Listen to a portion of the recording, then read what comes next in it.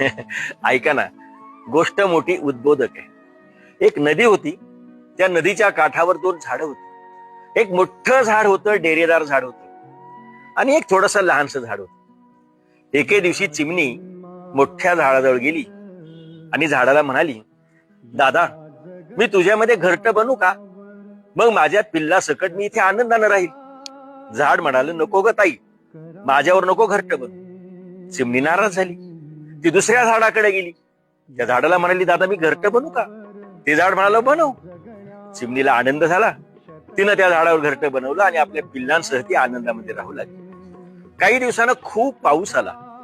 पाऊस आल्यानंतर त्या महापुरामध्ये हे मोठं डेरेदार झाड वाहून जायला लागलं. चिमणी त्याला म्हणाली, बघ, त्यावेळी तू मला दुःख दिलं, आज तुलाही दुःख झालं. झाड हसून म्हणाल, तसं नाही ग ताई, माझ्या मुळ्या दुबळ्या झालेल्या होत्या, म्हणून मी तुला माझ्यामध्ये घरटं करू दिलं नाही.